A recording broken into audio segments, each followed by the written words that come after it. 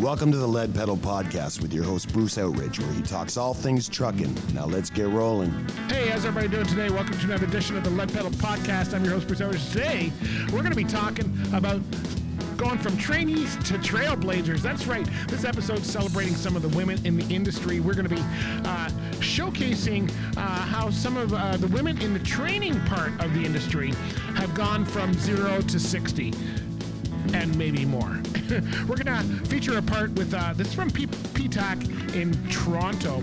They had a half-day seminar, and this one it featured Samantha Clark, who's the account manager of Northern Academy of Transport Training, NAT as it's known, and Sandra Graham, who's the operations manager of commercial heavy equipment training, known as CHET.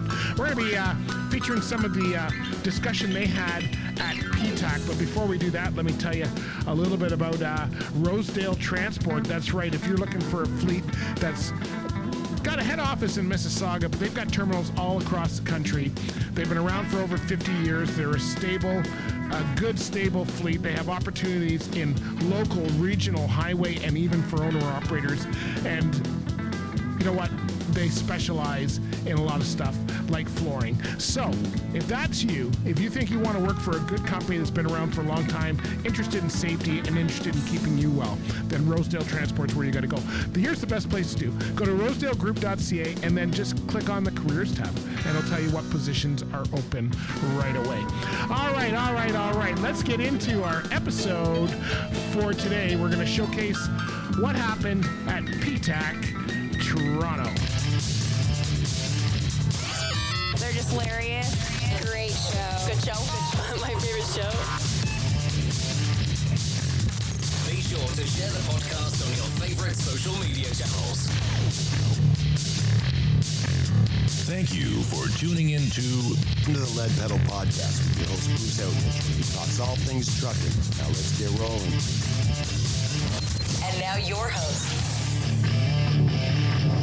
All right, so let's get into this. So this is Sandra Graham and Samantha Clark talking about how their careers went into the industry, some of the things that they've had to battle over, some of the things that have made them successful, and both of them are well respected in the industry. Both have been in the industry for quite a while. Both are working for training companies that are well respected in the industry, and both, know a thing or two about trucking. So it was great to have them part of there. Sandra, we've known for years, she's a very experienced trucker, started in the 80s like the rest of us, and has gone through the ranks from driver and is now in the training industry. Sam, as we know her, has been in this industry for a long time, and she came through the ranks of training and learning, and now she's on a number of boards like Women's Trucking Federation of Canada, and she's working with Nat and absolutely loves it. She's well respected in the industry. So I know you're going to love this discussion that they're having about women in the industry and some of the pitfalls and some of the problems that they had as they were coming through, but also some of the successes they've had. I know you're going to love this. Enjoy, and we'll talk to you on the other side.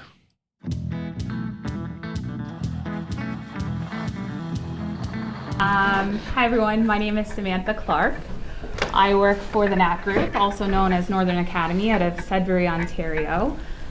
I've been in the truck training industry for 15 years, so since I was 24 years old, which is kind of crazy to say because in my head I still think I'm 25.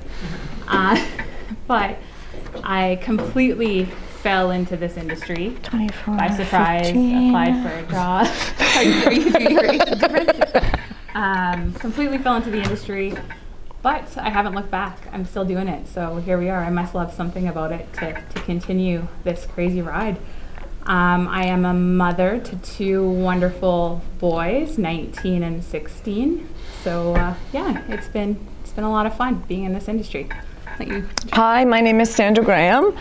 I became a truck driver in 1988, which kind of feels like,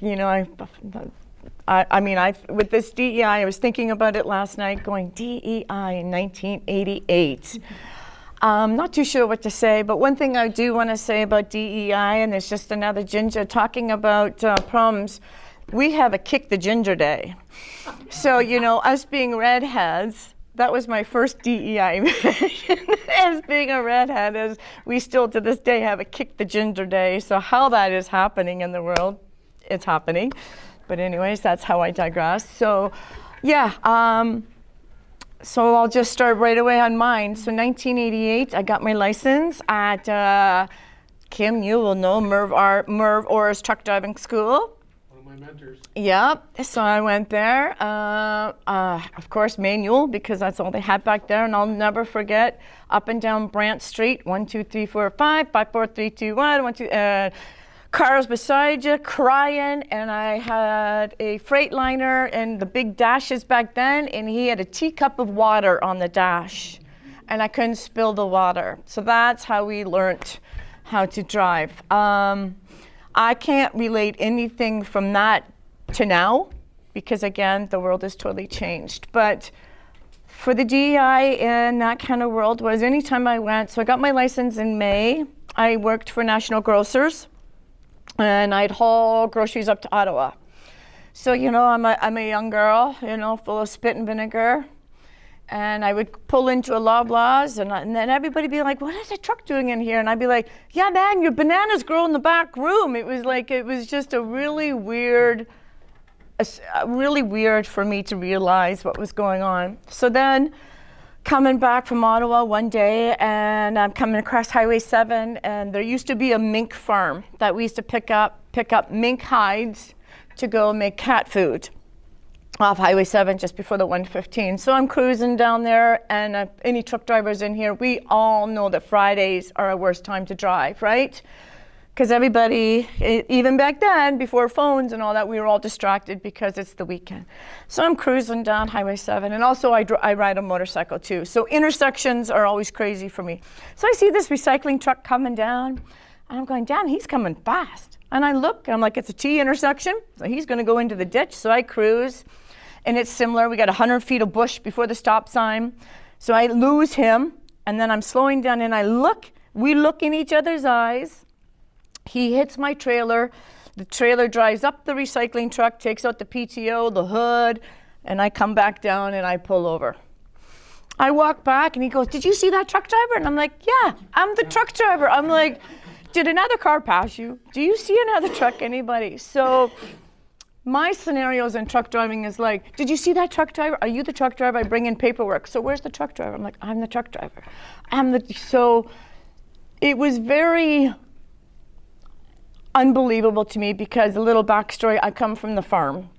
I'm a farm girl, and I'm the oldest. So I was driving B trains when I was 16 years old, and my dad had me hauling the B trains, and I'd have to back up the grain truck to the elevator. Well, the elevator's like this big, and it was like, and I had that B train backed up to the hole, no problem. So it was just an easy transition for me. There was no way that I would be going into an office. I am not an office girl. I could never sit in an office. I love being outside. And again, another thing, there was nothing I couldn't do. My dad told me there's nothing you can't do, and I took that to heart. The only time there's nothing I can do, nothing I can do. So I just kept going on, and then all of a sudden I get these little messages back from everybody. You know, I'd hear from some guys, you should be in the kitchen in the bedroom. I'm like, okay. You know, those little sayings back then, which, you know, what do? You just let it fall off your back and move on, and don't let it bother you. That's what we're always told to do. Yeah, you know, and then I can go on, but I'm not here to bash people, because I find a lot of it is just not knowing. They're not knowing. Of course, back then in 1988, it was funny. The only time you could tell I was a girl, like I say, is because guys didn't wear earrings back then. And I was the only one that had earrings. So, you know, a ball cap on, glasses on. The only time you could tell I was a girl because I had 2 earrings. Or if I got on the CV. So it's, you know, it's so hard when I was thinking about that. And everything that I would have to say is, oh God, you're the woman driving the truck. It was any time that I had to have a conversation with anybody. I had to do work with the police. And I had to be the conversation with the police, and the police says, I don't take orders from a woman. I'm like, well, you don't work for us anymore. So he had to go. So I find that with women or with anybody, knowledge is power. There will be no DEI if you could be on the same page and be on that same conversation level with that person. Then there is no, oh, you're a girl, I'm a boy, I'm a this, I'm a that, or whatever the heck the problem is with this DEI in this. Because I'm us being a little older, it's a very different term for us and a new term for us. As Leo says, and we've had this conversation, being a truck driver for years, in 1989, I moved to BC. In Golden, BC, an Indian man loaded my truck. In Golden, BC, in the middle of nowhere at the lumber mill, an Indian man loaded my truck. Now, if you go back into the history, so what are we now? That's 40, oh God, long time ago, right? So that family, so they've had families. So I never saw color, I never saw this, I never saw that until it got nasty and things got into the point of, to the lack of education, the lack of this, the pushing and that. And that's where I find the DEI has gone astray. Mm-hmm. And I don't like that. I don't know what to do about it. I am very proud now that I am, as Kim says, I manage a truck driving school. So I drove truck from 1988 to 2010 professionally. Then I had a baby at 40. And then I realized I can't be a truck driver no more because I know what is to be a truck driver, and I can't provide to be successful truck driver and successful a mother. I couldn't do both. So I went back to school. I got my fleet trainer. I'm a fleet trainer as well with the OSL, and recertified with the IHSA 3 times. I've got all my, I had to go back to school because, again, knowledge is power for me. And then I started at the bottom. Went into truck driving safety. A couple of the companies I worked for, I was bang my head against this desk. And then I chose not to lower myself to be on their level. I had to keep me. I am straight. What's right is right. What's wrong is wrong. One thing about trucking, it's black and white, but we live in the gray. Not a little black, not a little gray, a little white, but we can kind of play in that gray world, right? So what I find is I stay there. We have to be together. I am running a great school. I have 179 years of profession, and my passion to make everybody safe on this road makes us successful. Whether the color, whether who you are. And I do want to say that I think in the last 10 to 15 years, we can see how good women are as truck drivers. Absolutely. Our attention to detail is incredible. And funny enough, teaching shifting, we have 2 simulators. I'm still teaching manual transmission training, and it's very easy to teach a woman to shift because we unfortunately are bred to be multitaskers. I know multitasking doesn't work well and you're only good, but we can have a child on the hip and do the dishes. We have a child on the hip and we're making dinner. We have a child on the hip and we're on the phone. We have a child on the hip and we're doing something. And also we use our feelings. And that's what I find with trucking and men, very difficult, is men don't use their feelings.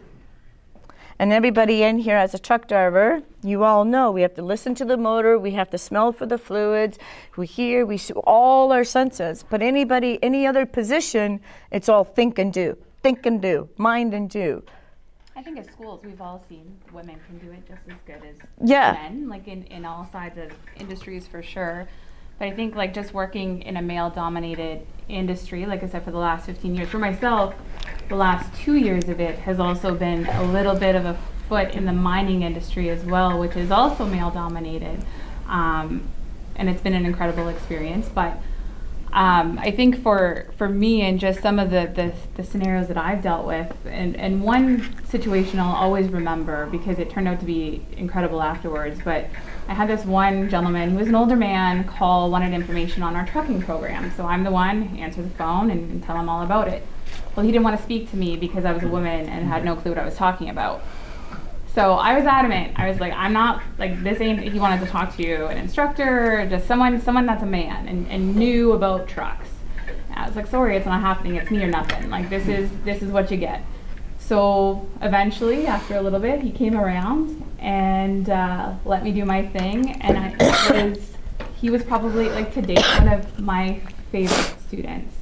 He was so kind. We got along great afterwards, stayed connected for a couple of years afterwards. But I think it goes back to what Sandra said about knowledge. Like, if people don't know, right? Give us a shot. Let us show you what we can do. But something else that I think is super important, like for those of you who know me, I'm executive director of the Women's Trucking Federation of Canada. I'm involved with women in mining. Any association that I can get myself involved with, committee to get myself out there to learn more what's going on in this industry, I do. And it's showing that we know what we're talking about, building that trust, building that respect. And I think that's why, like, I honestly cannot remember the last time I had an issue with a man in this industry. And I think it's important to discuss and know it's not just men. I can honestly say that I've had more issues with women in this industry than I have men, which is kind of sad to say, right? Mm-hmm. I had a very heated discussion with a woman leader about the reason why women will never be high-powered managers is because they're the ones who always have to leave work when their child is sick. So my comeback was, well, pay me what I deserve to be paid. I work my ass off. We're allowed to say that, right? Yeah. Too late. But I work my ass off, and the only reason why I go home with kids instead of my husband isn't because I'm the mom and he's the dad. It's because he makes more money than I do, and that's what's financially best for our family. It had nothing to do with me being a mom and him being a dad. So I just think it's so important to realize that it's not, like, right now I work for the owner of my company is male, general manager is male, VP is male, my sales manager is male, and I have never felt more heard, supported in my career than I am now. So I think it's just important to realize it's not just men against women, it can also be and I wouldn't be where I am today without, the support. Like, a lot of men in this room as well have supported me. So I really appreciate what a great conversation that was. Hey, did I tell you about RS2000 Tax Services? If you're looking for a place to get your taxes done, if you're in the trucking or farming industries, RS2000 Tax Services is where you need to go. Go to rs2000tax.com. Tell them we sent you. All right, did you enjoy that discussion? What's some great information that came out of that, wasn't it? I got to tell you, it was really, really well done. Great to hear both of their stories, and both are well-respected women in the industry, and I know that you're going to enjoy that. If you want to be part of the new movement, the new momentum that's going on, PTTAC put that one on. They're the the Professional Truck Training Alliance of Canada. But they're not private. Anyway, they are starting a movement. They put on this Toronto one. They just recently had their Calgary conference, which you're going to hear about in our next episode. And they're doing a lot of things, and they're trying to kind of get training standardized across the country, and they're also trying to get trucking standardized across the country through their Red Seal program. So if you want to be part of the movement, if you want to be part of the people that are making a difference in our industry and trying to make it better, and trust me, there are a lot of people working on their own little silos and getting things better for themselves and for the industry in general, but I think working together is where we're really going to succeed. So if you want to learn more about PTTAC, go to ptac.ca, which is PTTAC.ca, ptac.ca. All right, before we go, let me tell you about a place that you can get some great training, and that's our friends over at Ontario Truck Driving School. As you know, they've been around since 1978. They have 9 locations throughout the province of Ontario, and they're a quality school in Ontario, Canada here. So if you're looking for a place that has heavy equipment, truck driving, bus, or more. They have the proper courses. They're well respected. They're doing things according to industry standards and the way it should be. Then that's where you need to go, and I can verify them for sure. Check out otds.com if you want to learn about all their courses and maybe even some funding for your next course. All right, if you want to check out PTTAC, go to ptac.ca, as I mentioned, and we look forward to seeing you next time, my friends. Be good out there. If you want to check out video on this, go check out our YouTube channel for sure. This has been another episode of the Lead Pedal Podcast. For more information or to subscribe to the podcast, visit theleadpedalpodcast.com and be sure to follow the podcast on Facebook and Twitter.